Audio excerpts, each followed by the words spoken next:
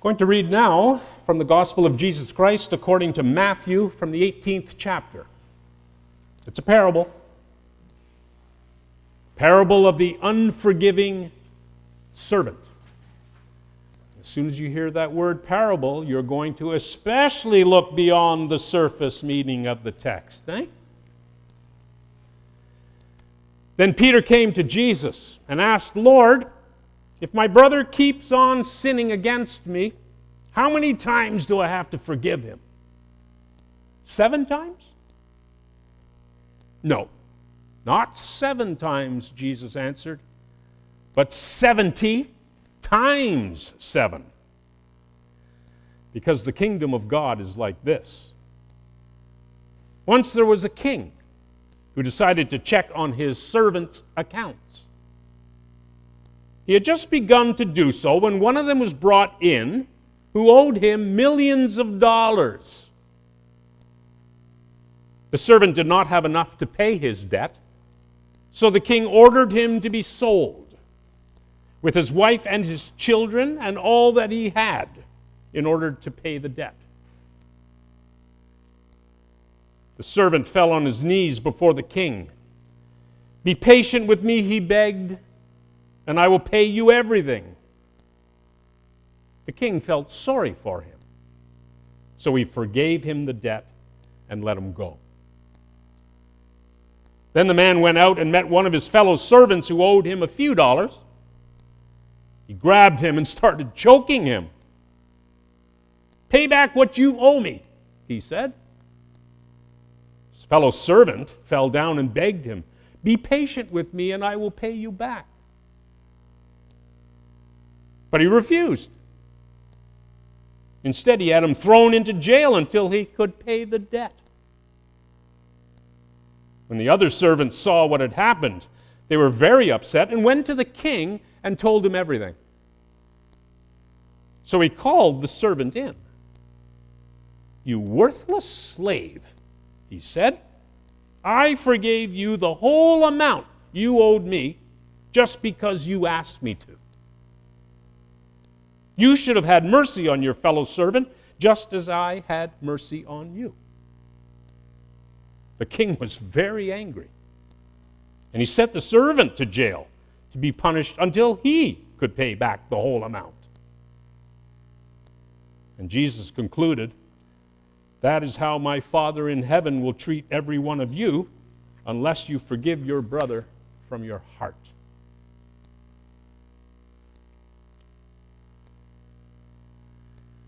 It's a funny parable, isn't it?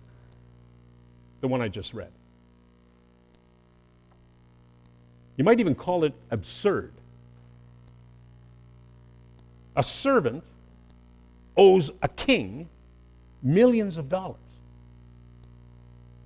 Think about that. A servant owing millions to a king. Nevertheless, this one does. Only the servant can't repay his debt and is about to be sold into slavery when the king decides to forgive his debt and let him go. Only because he feels sorry for the man. It's an almost laughable situation, isn't it? Laughable. Until it dawns on us that in this parable, the good and forgiving king, of course, symbolizes God, and the servant represents us. Laughable until it dawns on us that we, as God's servants, could never repay the debt we owe to God in terms of forgiveness for all that we have done.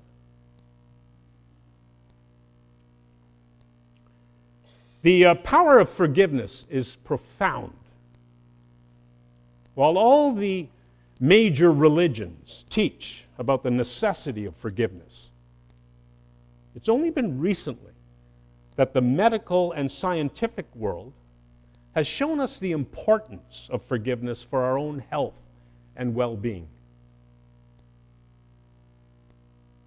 We know now that holding on to past hurts and resentments deeply affects our emotional and our physical health. So how many times ought I to forgive? 7 times? No, not 7, but 70 times 7. Jesus speaks to the necessity of forgiveness and how often we ought to practice forgiveness because he knows the effects that unforgiveness can have on individuals and on communities. There are so many situations in our society, and I'm not telling you anything new, in our society, in our world, in our churches, in our families, in our workplaces, that when not properly dealt with, can sow seeds of bitterness, right? That can then fester into deep and painful wounds.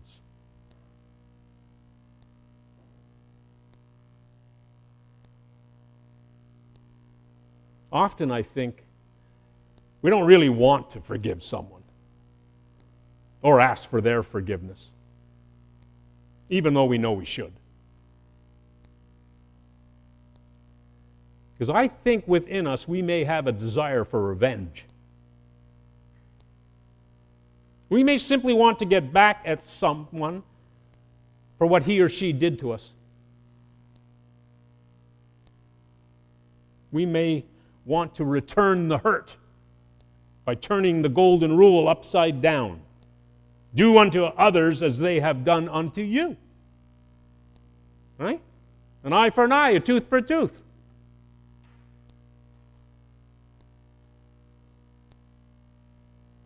We may resist forgiving someone because we think that the person who hurt us ought to do or say something first to mend the hurt or repay the debt, compensate for the pain that he or she put us through. In other words, we want to put conditions on forgiveness. After all, we have our pride to protect. Quite conveniently, we may resist the fact that God has no problem forgiving us, and for so much.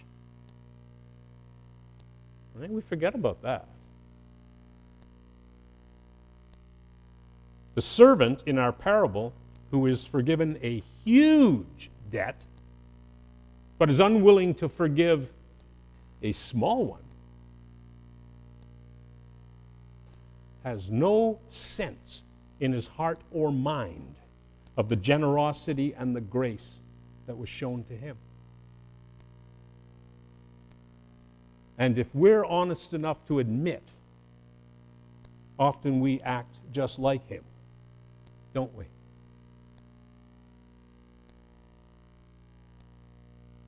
Still, it's my job to urge you to forgive.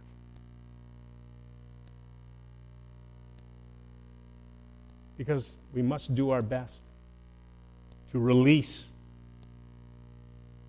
to let go of the other.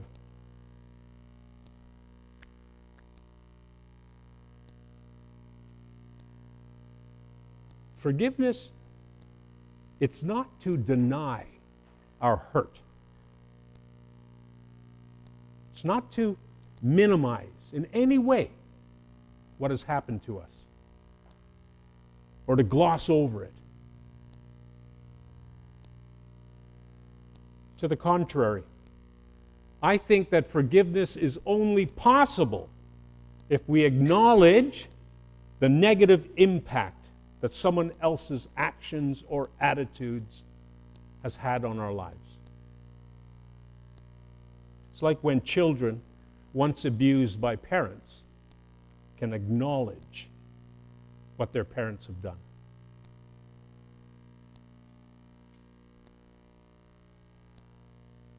Nor is forgiveness a matter of putting someone on probation. waiting for them to do something wrong so we can take it all back.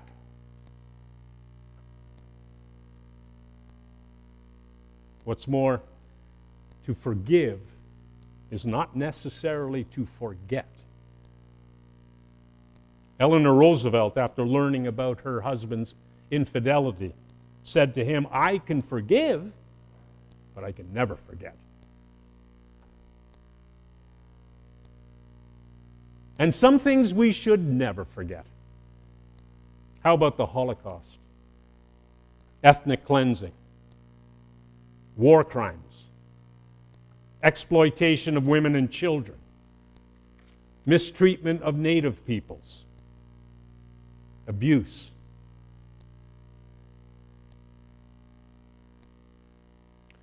Presbyterian minister Marjorie Thompson, she writes, "To forgive is to make a conscious choice to release the person who has wounded us from the sentence of our judgment, however justified that judgment may be."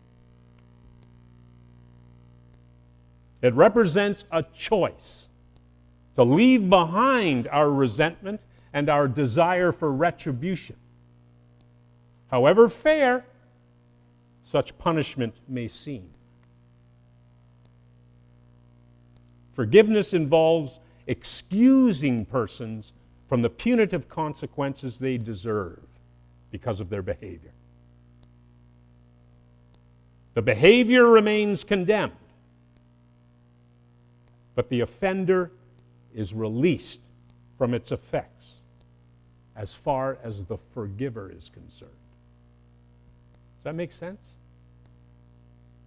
Forgiveness means the power of the original wound to hold us trapped is broken.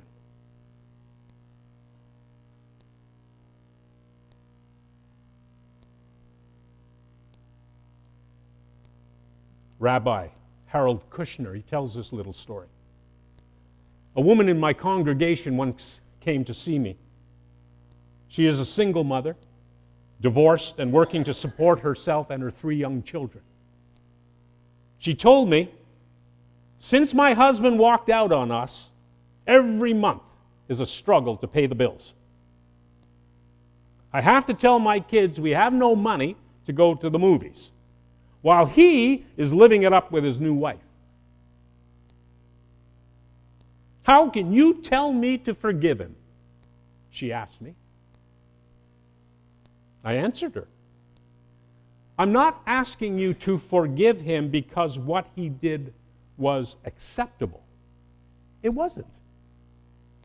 It was mean and selfish. I'm asking you to forgive because he doesn't deserve the power to live in your head and turn you into a bitter, angry woman. I'd like to see him out of your life emotionally as completely as he is out of your life physically. But you keep holding on to him. You're not hurting him by holding on to that resentment, but you are hurting yourself."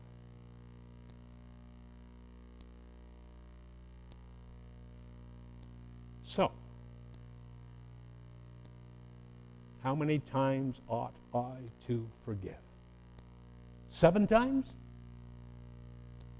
No, not 7.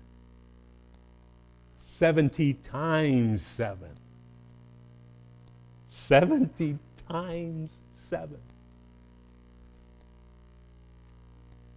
Which seems to me a perfect segue to pray together as Jesus did.